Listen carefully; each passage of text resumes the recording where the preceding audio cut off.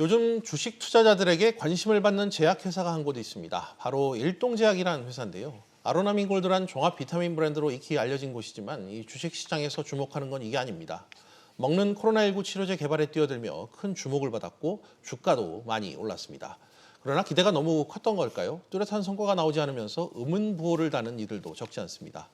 회사 측에서도 이에 대한 뚜렷한 입장을 밝히지 않고 있어 궁금증을 키우고 있는데요. 현재 치료제 개발 상황이 어떤지 궁금해하는 분들이 상당히 많습니다. 이광호 기자와 이 내용 집중적으로 다뤄보겠습니다. 이 기자, 먼저 일동제약 주가 얘기를 좀 안 할 수가 없을 것 같은데 그렇죠. 요 몇 달 새 주가가 상당히 좀 요동쳤잖아요. 네, 지난달이 이 롤러코스터가 가장 극심했던 시기였습니다. 위아래 10% 넘게 움직였던 날이 지난달에 전체 20일 거래일 중에 6거래일이나 됐거든요. 지금 그래프를 보시면 특히 4월 13일에 하한가를 기록하더니 바로 다음 날이었던 4월 14일에는 바로 20% 넘게 상승하면서 오락가락하는 모습을 보였고요. 예. 그 이후에는 5월 들어서 어제까지 6거래일 중에 계속해서 하락하는 모습을 보이고 있습니다. 첫날에만 반짝 상승했다가 꾸준히 하락하고 오늘도 지금 2시 37분 현재 2% 넘게 빠지고 있는 상황이거든요. 그래서 정리를 해본다면 4월에는 롤러코스터를 탔다가 5월 들어서는 전반적 하락세 이렇게 볼 수 있겠습니다.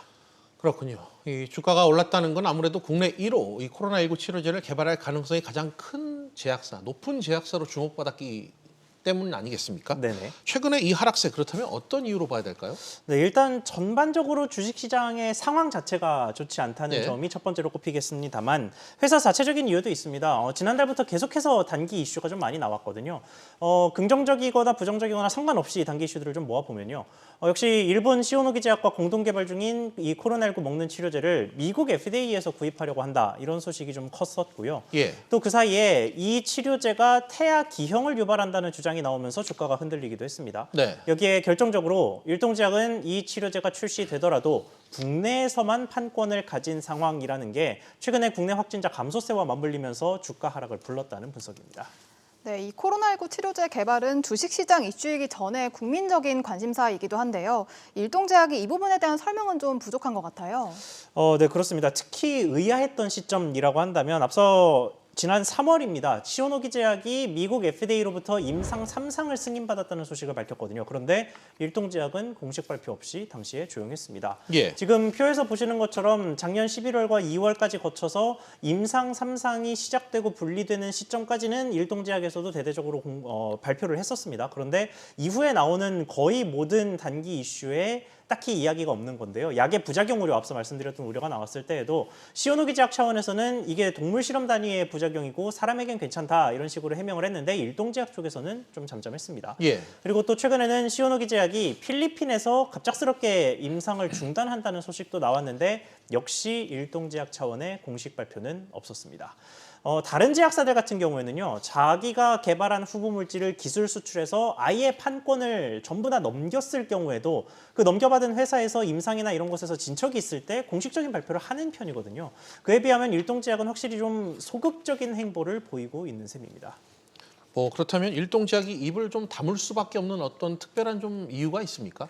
네, 지금 이 치료제, 코로나19 치료제가 개발되는 과정이 시오노기 제약과 취한 공동 개발이다라는 이 형태 때문에 공식 발표를 할 상황이 생길 때 일본과 매번 협의를 해야 한다. 이게 일동제약 측의 설명입니다. 예. 앞서 설명드렸던 여러 가지 이슈들 중에 FDA 3상을 공식 발표하지 않은 건 이미 국내에서 2상과 3상을 분리한다는 공식 발표를 한 상태에서 또다시 3상 관련 발표를 하면 내용이 좀 중복된다. 이런 이유였다고 해명했고요. 예. 또 태아 기형 이슈 역시 일본과 공식 해명까지는 하지 말고 연구소장 차원에서 몇 차례 인터뷰를 진행하는 것으로 합의를 했다라는 설명입니다. 네. 또 필리핀의 임상 중단도 한국과 일본, 베트남에서 임상에 필요한 환자 수를 충분히 확보해서 필리핀까지 진행할 필요가 없었기 때문에 특별히 문제가 있는 상황이 아니어서 발표가 없었다고 해명을 했습니다. 그리고 회사 측은 전반적으로 이 치료제를 개발하는 과정이 코로나19 관련 이슈다 보니까 불필요하게 주가를 자극할 수 있다는 우려가 전반적으로 컸다고 강조했습니다. 네. 이야기를 쭉 듣고 보면 사실상 일본의 이 시온노기 제약이라는 회사가 이 개발에 먹는 코로나19 치료제 개발에 그 주도권을 좀 쥐고 간다 이런 느낌이 들거든요. 네, 그렇습니다. 이게 추후에 있을 약의 허가 과정에서도 심지어 그런데요.